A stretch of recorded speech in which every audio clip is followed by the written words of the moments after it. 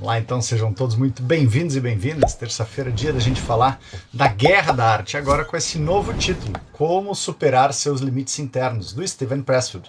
Esse livro maravilhoso, e nesse daqui, a Guerra da Arte, ainda tem o brilhante prefácio, digamos assim, da professora Lucilena Galvão do Nova Acrópole. Então traz mais essa pitada maravilhosa para a gente poder perceber. Então a gente já vem falando há algum tempo, né, de como superar seus limites internos, de perceber as nossas resistências, de perceber os gatilhos, de perceber tudo aquilo que nos impede de expressar o nosso melhor. Todo dia nós temos. O Pressfield fala, todo dia nós vamos acordar com ela. Todo dia nós vamos ter aquela preguiça para sair da cama, aquela falta de vontade, aquele desejo de ser servido, de receber um prêmio na loteria, na Mega Sena, de simplesmente receber uma promoção, de não ter que fazer alguma coisa. Mas ao mesmo tempo ele traz, depois que todas essas resistências, ele traz como a gente aprender a lidar com ela e principalmente a mudança de eu sair do amador para o profissional. E o que é essa história do amador profissional? Eu me vejo muitas vezes aqui mesmo, fazendo essa live para vocês. Quando estava lá, às vezes estava gripado, estava com tosse, outras vezes estava mal, convalescendo de alguma situação, eu digo, vamos lá, vamos ser profissional. Eu não estou recebendo diretamente nada aqui, mas de alguma maneira eu estou me profissionalizando, eu estou colocando o espírito de entrega e percebendo de que sim, aqui é o meu melhor. Aqui eu estou treinando para de novo e de novo e de novo, e eu não preciso, quando eu estou no meu lado profissional, eu não preciso ter exclusivamente aquela bonificação do outro lado. Como ele, como escritor, tinha dias que ele acordava e não queria ter que escrever, mas ele tinha que ir lá e fazer o trabalho dele. Ele tinha que ir lá e de novo escrever mais um capítulo, mais uma folha, mais uma página. E quando ele terminava aquele livro, vinha simplesmente o editor de ele, ok, qual é o próximo? E qual é o próximo? Como você vai começar o próximo? Assim a gente se torna profissional. No amador eu simplesmente faço, terminei, agora eu preciso de férias de 90 dias, 2 meses, 3 meses. Não, gente. Nós estamos aqui para aprender, experienciar, ensinar, para servir, para limpar as nossas crenças, para aprender a ter disciplina, persistência, perseverança, abnegação, para a gente cocriar o futuro. Só que nesse ímpeto todo nós precisamos ter sempre aquela força para poder nos levar mais. Muitas vezes a gente fala, nossa, mas é que o que me falta é motivação. Sim, sempre vai faltar motivação, porque a resistência está ali, ela todo dia está batendo a tua porta, dizendo, vamos lá, eu tô aqui, vamos lá, eu tô aqui, vamos lá, eu tô aqui. E aí cabe a cada um de nós perceber, ok, eu sei que tu tá aí, eu vou te sentir mais um pouquinho, por isso tem lá no meu YouTube, Ricardo Snap Nogueira 7066, tem lá resistência para que tu possa sentir ela todo dia mais um pouquinho. Todo dia tu vai tomar consciência dela, e quando ela vem como um hóspede, como o poema do Rumi, A Casa de Hóspedes, quando ela vem como um hóspede para entrar, tu já diz, olha, estás aqui novamente, ela simplesmente dá uma passada e vira, não, eu quero me hospedar em outro hotel, hospedarei em outra persona, e aí tudo bem, tá tudo certo, deixa ela aí adiante, e tu pode naquele dia, então, vamos lá, hoje eu serei profissional mais uma vez, hoje eu vou entregar o meu melhor mais uma vez. E hoje eu quero trazer então aqui a diferença, que nós já estamos quase no final do nosso livro, já estou até pensando qual é o próximo que nós vamos utilizar aqui, onde ele fala sobre a diferença do ego e do self. Aqui é um aspecto muito importante, onde aqui nós vamos começar a observar exatamente essa diferença do meu ego, o meu ego imaturo, né? E o ego é como qualquer processador. O celular, o computador e tudo mais, ele tem ali a placa-mãe, tem a memória RAM, ele faz aquele seu processamento. O ponto é de que muitas vezes nós deixamos o nosso ego, que ele simplesmente recebeu as informações, cristalizou do 0 aos 7 anos de idade lá dos nossos pais, a partir daquela informação ele passa a ter o controle. Ele começa a me dizer. Imagina o seguinte, tu comprou um celular novinho, tá? E aí esse celular, ele simplesmente vem com as tuas memórias do 0 aos 7 anos de idade. E essas tuas memórias do 0 aos 7 anos de idade tem um monte de aplicativos para te dizer o que tu deve fazer, o que tu teme, o que tu tem desejo, o que tu quer que se satisfaça, que formas são essas daí de que tu vai seguir na tua vida. E aí nesse aspecto, tu está lá, cordeirinho, seguindo o que o teu ego está te dizendo. É isso que a gente faz na nossa vida. E o que nós devemos fazer? Opa, eu comprei esse celular, ele traz lá, eu baixei todas as memórias do 0 a 7 anos de idade principalmente, mas o que eu vou fazer? Não. Eu sou a nuvem. Eu sou essa conexão maior. Então, como uma conexão maior, eu vou dizer, vamos lá, hoje nós vamos utilizar... Não, mas esse aplicativo aqui do joguinho eu gostava muito. Pois é, ok, nós já brincamos, nós já desfrutamos. Agora nós podemos desinstalar e vamos instalar aqui a calculadora HP. Vamos tirar esse outro aqui que é sei lá, receber algum presentinho, coelhinho da Páscoa, acredito no coelhinho da Páscoa, vamos desinstalar o coelhinho da Páscoa e vamos instalar o como eu posso servir para a Páscoa alheia. Vamos desinstalar o aplicativo de eu quero receber o presente no meu Natal para como nós podemos servir no Natal alheio. E aí nisso a gente vai percebendo como a gente pode entrar nesse grande jogo maravilhoso de uma forma abnegada, de eu poder realmente servir, porque eu já vivi aquilo lá, eu já experienciei e agora eu posso compartilhar com outras pessoas. Então esse livro é fantástico. Qual é o livro que eu estou trazendo hoje? O livro de hoje é esse daqui, ó, Como Superar Seus Limites Internos, né? Que é o mesmo da Guerra da Arte, do Steven Pressfield, que está em uma nova edição, foi lançado novamente, uma nova edição, e que traz esse aspecto. O Cavaleiro Preso na Armadura é outra jornada. Calma lá, calma lá. Sejam todos muito bem-vindos. Então vamos ver um pouquinho aqui sobre esses tópicos importantíssimos, onde ele fala sobre o self e o ego, tá? Então nós vamos primeiro começar aqui a ouvir o que é. O self quer criar e evoluir. O ego quer que as coisas fiquem como estão. Mas afinal, o que vem a ser o ego?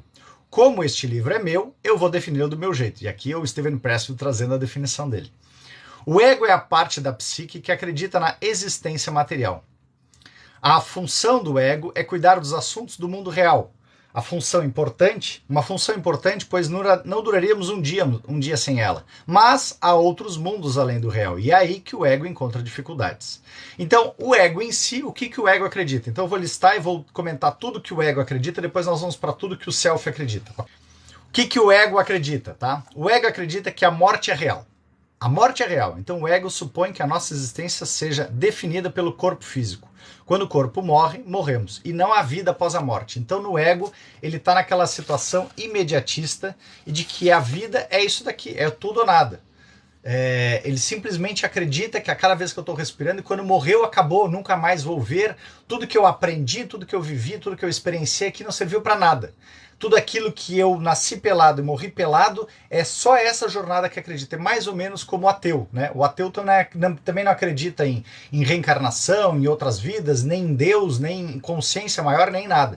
O que ele acredita é simplesmente, eu tô aqui, já que eu tenho essa vida e eu vou viver, então o que eu tenho que fazer é, rir para a chulipa, tocar-lhe o pau e fazer aquilo ali acontecer. Então o ego, isso é intimamente ligado ao nosso ego, tá?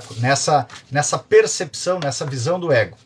O ego, com a relação do tempo e espaço, ele acredita que são reais. O ego é analógico, ele acha que para eu passar do A ao Z, eu preciso passar pelo B, pelo C, pelo D, pelo E, seguindo analogicamente. Ele enxerga a vida de uma maneira linear, como esse grande caminho de que eu tenho que percorrer absolutamente todos os passos, todas as etapas. Passar do café da manhã para o jantar, temos que viver o dia inteiro. Eu não tenho como de nenhuma outra maneira fazer essa transcendência. Vão simplesmente absorvendo esses aspectos, esses conceitos e vendo como é que vocês fazem na vida de vocês. Quando a gente vai observando tudo isso daqui, depois nós vamos ver como é que é a nossa visão do self. Aí nós vamos poder então entrar nessa busca do caminho do meio ou de compreender aonde eu estou mais no ego, aonde eu estou já aceitando o meu self. Cada indivíduo é único, separado dos outros. Então o ego acha que eu sou diferente de você. Os pares não se encontram e eu posso feri-lo sem me ferir. Se eu chego e te dou um soco, se eu te agrido verbalmente, ou se eu faço alguma coisa para contigo, eu estou apenas te ferindo, eu estou apenas te causando mal. Isso não representa nada em mim. Ele não enxerga nada de lei de causa e efeito pro ego. Picas, né? Porque afinal de contas o que para ele vale é o momento aqui e agora. Então se no momento aqui e agora eu tô com raiva de ti, eu vou te humilhar ao máximo. Porque o amanhã são outros 500, o máximo pode acontecer, eu pedir desculpa, depois eventualmente eu me arrepender, alguma coisa, mas daí eu vejo como contornar. Mas neste momento aqui e agora eu tenho que fazer isso daqui. Então é isso que o ego, mais uma vez, ele traz. O impulso predominante da vida e a autopreservação. Aqui o ego está intimamente ligado ao nosso cérebro reptiliano, aquele nosso cérebro mais primitivo, que ele trata exatamente disso, de 3 aspectos de preservação. O primeiro é a preservação, onde eu tenho a fuga, a paralisia ou a reação, né? Para qualquer situação de medo, alguma coisa que dispara adrenalina, como na natureza a maior parte dos animais, faz isso também. O segundo instinto desses três é o pertencimento. Eu sempre quero pertencer a uma matilha, a uma tribo, a uma manada, alguma coisa do gênero. Assim como os animais, nós também queremos, porque é o nosso cérebro mais primitivo. E o terceiro é o perpetuar, perpetuação da espécie. Então a gente quer sempre, de alguma maneira, arranjar estímulos para se reproduzir e perpetuar mais e mais. Então, como nessa existência física, como nossa existência é física e, portanto, sujeita a incontáveis males, vivemos e agimos com medo. É sensato, crê o ego, ter filhos que perpetuem a nossa linhagem. Quando morremos, realizamos grandes coisas que permaneçam depois de nós e apertar o cinto de segurança. E aqui ele fala também isso aqui, né? Como se a salvação de tudo aquilo que ele fez é a perpetuação da espécie. Por exemplo, então para o ego, para que a vida dele não só vale a pena, ele precisa ter herdeiros. Porque afinal de contas, se eu não tenho herdeiros, essa é a minha vida, é a única de que vai valer a pena. Eu laborei tanto, eu fiz tanto, eu não vou deixar ninguém aqui para poder dar a continuidade do meu propósito? Não, eu preciso fazer e alguém vai ter que dar a continuidade naquilo que eu fiz. E aqui surgem muitas vezes essas fidelidades sistêmicas, onde eu acabo imputando e obrigando aos meus filhos e netos de que tenham que seguir o meu legado, porque afinal de contas, se eu acredito que a minha vida é única e exclusivamente aquela jornada que eu estou vivendo, alguém tem que seguir o meu legado e tem que ser consanguíneo meu. Olha os fardos daí de onde é que surgem. E aí que o quinto que o ego acredita é de que Deus não existe. Não existe essa consciência maior, Deus, seja lá o que for a religião que tu acredites, né? Não há outro reino exceto o físico, que as únicas regras que se aplicam são as do mundo material. Então a única regra que tem, por exemplo, é como tinha lá a lei do talhão, né? Quem com ferro fere, com ferro é ferido, a nossa justiça aqui e tudo mais, então aqui eu fico o tempo inteiro só nessa situação. Opa, observa tudo isso daí, tá? Deixa eu só ver que surgiram vários comentários aqui. Nós já vamos entrar agora na questão do self. E aí depois a gente vai dar uma dialogada para comparar um com o outro. Então agora vamos ver o self, gente. Vamos dar uma olhadinha no self então aqui. O self ele já traz aqui. Os self aqui são os princípios do ego. Eles são rigorosos e sólidos. Agora o self, o que o self acredita? O self acredita que a morte é ilusória. A alma sobrevive e evolui por infinitas manifestações. O que quer dizer isso, gente? Significa que nosso self ele acredita que nós somos uma consciência, nós somos seres espirituais vivendo uma vida humana e não seres humanos que possuem uma vida espiritual. Nós somos seres espirituais. Esse daqui é o nosso avatar, é o nosso corpite, é o nosso veículo para que a gente possa evoluir. E aí com isso a gente consegue entender esse nosso processo todo de evolução, o processo de reencarnação. Não quer dizer que com isso eu tenho que simplesmente chegar, não, tá muito chato essa vida, vou desligar. Não, existem outras regras.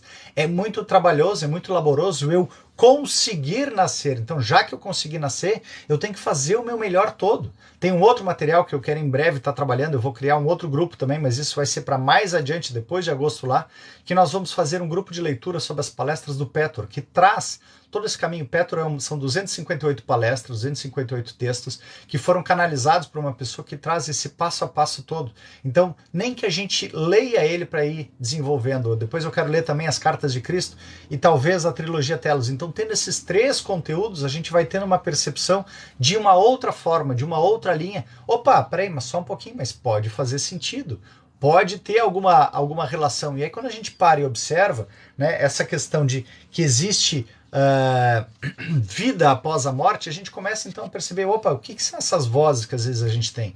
Como é que a gente recebe a psicografia? Como é que a gente recebe a intuição? Como é que a gente recebe outras informações? É claro, existe um campo, é o que o Rupert Sheldrake conseguiu identificar na questão dos campos mórficos. Quando a gente tem um determinado campo e eu tô lá vibrando na tristeza, na raiva, então tem aquela cidade inteira a nuvenzinha, tipo da família Addams, lembra? A família Addams tinha aquela nuvenzinha em cima deles, então é isso que a gente faz. Quando eu tenho um determinado pensamento, sempre ruim e tudo mais, eu estou criando aquela nuvenzinha.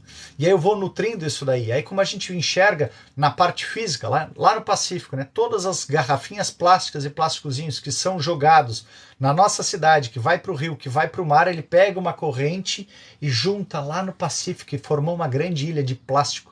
Um grande emaranhado de plástico. E agora imagina isso daí, se o universo é mental, se o nosso planeta tem uma grande parte mental, imagina esses pensamentos todos. Onde é que eles foram parar? Lá na guerra da Ucrânia com a Rússia.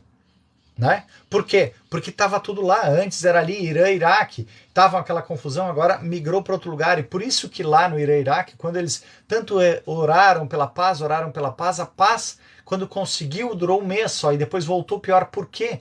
Porque eles não tinham criado a neuroplasticidade, eles não tinham trabalhado neles a dor da guerra, eles simplesmente queriam desejar algo que eles não sabiam o que eram. Como não sabiam o que eram, no momento que ficou parado, opa, tá faltando alguma coisa, veio no vazio, começou a voltar os conflitos, voltar os pensamentos, volta a disputa de novo. Então é isso que a gente precisa perceber. Para que eu saia dessa linha, eu preciso, dar um passo atrás e perceber alguma coisa a mais. Perceber que nós estamos aqui a serviço de uma expansão da consciência e que eu vou levar algum tempo, de novo e de novo e de novo, para conseguir fazer isso daí. O tempo e espaço... Vamos ver aqui, peraí que surgiram alguns comentários interessantes aqui. Tempo e espaço são ilusórios. Ambos operam unicamente no reino físico. E mesmo aqui não se aplicam a sonhos, visões e transporte. Em outras dimensões, nós não nos movemos rápido como o pensamento. Nós nos movemos rápido como o pensamento e habitamos vários planos ao mesmo tempo. Aqui a gente começa a perceber essa questão da velocidade do pensamento, o mesmo dessa velocidade dessa nossa comunicação. Eu posso estar falando aqui, tem gente, como eu já vi várias vezes, na Angola, em Portugal, pode ter gente nos Estados Unidos, pode ter gente no Japão, mas está me vendo instantaneamente no mesmo ponto. O que é o tempo na realidade, gente? O tempo é a quarta dimensão. Nós temos a primeira dimensão, altura, segunda dimensão, largura, terceira dimensão, profundidade, e a quarta dimensão, tempo. O tempo é o que traz o movimento da ação disso daqui. Mas o tempo, da forma como nós enxergamos ele de uma maneira equivocada, onde a gente precisa acreditar que para eu ir do ponto A ao B, eu tenho que percorrer tudo aquilo que a gente falou. Mas não é uma verdade absoluta isso daí. Algumas vezes, quando eu começo a me visualizar em tal situação, e eu permito simplesmente me engolfar nisso, eu posso entrar no buraco de minhoca. E aí o que acontece? Eu simplesmente durmo e no outro dia eu já começo a estar vibrando, presenciando uma outra consciência, uma realidade paralela daquilo que eu estou vivendo. Agora, enquanto eu estou o tempo inteiro racionalmente vivendo aquilo ali, eu não posso me permitir acessar nenhuma outra dimensão, porque eu estou preso racionalmente naquela dimensão que eu tenho que viver, será? Todos os seres são um.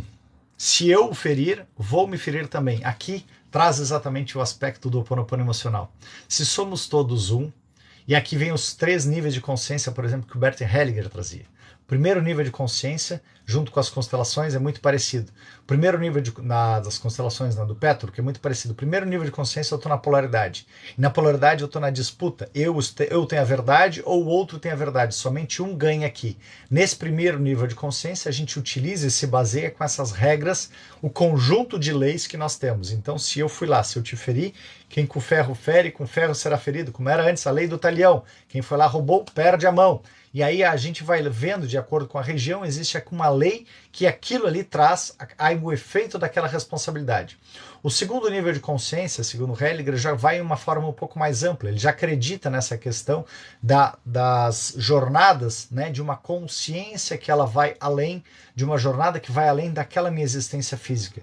Então, algumas vezes aquela situação da lei da causa e efeito, ela pode ser tanto fruto de algo que eu realizei, sei lá, na minha infância, como outro dia a gente estava vendo um exemplo, né, de alguém que chegou e que abandonou, saiu, casou cedo para sair de perto da mãe. E queria que a mãe se explodisse lá. E aí depois, quando estava lá, sua filha acabou saindo cedo de casa, estava sentindo uma dor gigante de uma traição, não conseguia entender o porquê daquilo. Lei da causa e efeito. Agora ele estava entendendo o que aquilo que havia aplicado com a mãe estava agora se repetindo para com ela, para que ela tomasse consciência. Perceba que nós estamos o tempo inteiro aqui para sentir os dois lados da moeda e tomar consciência. Então, no que ela conseguiu integrar esses dois aspectos dentro dela, ela pôde perdoar a filha e deixar com que a filha pudesse seguir a sua jornada adiante feliz e faceira, e ela pôde também se reconciliar com a mãe, presente ou não, de que agora ela tinha entendido o tamanho da dor que ela tinha causado, ela se arrependia muito. Percebam? Aqui a gente passa a perceber de que somos todos um. Então eu começo a entender essa lei maior, de que eu estou integrado com o outro. Aqui a minha verdade não é mais absoluta, existe a verdade do outro e a minha verdade a gente busca a composição, para onde 1 mais 1 se tornar 3. E o terceiro nível de consciência é aquele, exatamente esse somos todos um. Eu passo a perceber a lei do espelho. Aquilo que eu olho no outro, eu tenho em mim. Ou seja, nossa, essas outras pessoas maravilhosas que eu estou vendo aqui são uma extensão de mim. Sou eu e uma outra realidade agindo, realizando as suas atividades. O mesmo aquela pessoa que está lá passando por alguma dor e tudo mais. Por isso que eu posso ter compaixão e empatia, porque se eu estou vendo essa pessoa com essa dor, algumas vezes, por mais que eu não conheça aquela dor, mas eu posso me solidarizar, me colocar ali disponível, porque compaixão também é amor. E aí eu posso perceber então de que estamos todos a serviço. Ora eu vou estar causando alguma coisa, ora eu vou estar sofrendo alguma coisa, porque neste plano esta matéria ela evolui muito mais através desse processo de tomada de consciência. Em outros planos, como são mais sutis, não tem essa densidade toda que causa o mal, eu levo muito mais tempo para estar aprendendo. Agora aqui, como eu vivi literalmente na carne, na pele, e a gente tem o exemplo de Jesus, olha tudo aquilo que ele passou lá, ele sabia que ia ser traído, ele sabia que ia ser julgado, ele sabia que ia ser negado, ele sabia que ia ser separado, ele sabia que ia tomar ovo, ia tomar chicotada, ia ter que carregar a cruz e tudo mais. E ele, vamos lá, isso é só o meu avatar que está passando por isso, é só... ele precisa sentir, agora eu sei como é que é o tamanho dessa dor, eu fico imaginando assim, de ele lá tomando as chicotadas, sentindo a dor também do cara, de ter que aplicar aquela chicotada e saber, nossa, tá doendo, ou sentir se ele sente algum prazer, até chegar naquele último momento lá na cruz, pai, por que me abandonaste? Opa, não vou me entregar a esse pensamento. Eu simplesmente estou cedendo minimamente aqui a perceber de que eu estou desconectado dessa consciência maior, e eu não estou. Eu faço parte dessa consciência maior. A emoção suprema é amor. Sim, amor é verdade, amor é compaixão, amor é alegria, amor é convívio.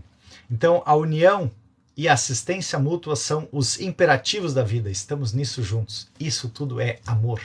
Amor é isso tudo. Então a gente está aqui em busca. Amor a gente faz acontecer. Por isso que eu digo sempre, estejam sempre em amor e verdade. Por quê? Porque quando eu estou em verdade comigo, eu estou me amando. E quando eu estou me amando, eu posso também transbordar o meu melhor. Agora, do contrário, se eu não estou em verdade comigo, eu não estou me amando, eu não tenho como fazer isso daí. Eu simplesmente estou na dependência emocional dos outros. Eu estou na dependência da reação com os outros. E aí, sofro. E por fim, Deus é tudo que existe. Tudo que há é Deus. Em uma forma ou outra. Deus, o espaço divino, é aquilo onde vivemos, nos movemos e existimos. Há planos infinitos de realidades, todos criados, sustentados e infundidos pelo mesmo Espírito de Deus. Eu não gosto muito de falar desse nome como Deus, assim, porque para mim ele personifica como sendo uma pessoa. Mas eu gosto de trazer como uma consciência universal. Então, para mim, esse universo mental existe sim essa grande consciência, né? Assim como a gente não consegue enxergar e apalpar a nuvem do Google, a nuvem dos arquivos, mas eu enxergo que essa nuvem ela está lá, e essa nuvem ela está nos guiando para essa grande expansão de consciência. E se essa nuvem ela está, ela é. E aí eu venho para esse outro princípio, né? Se Deus existe, ele não está fora, ele está dentro de nós. Ele nos habita, porque nós somos apenas os observadores, uma extensão dessa grande consciência. Então ele me habita, ele age através de mim, cada vez que eu estou agindo, ele está tomando consciência disso, para mim, não para mim, eu, ego, eu, self, e para mim, consciência maior que está me habitando. Então essa é a visão do Steven Pressfield, um pouquinho a minha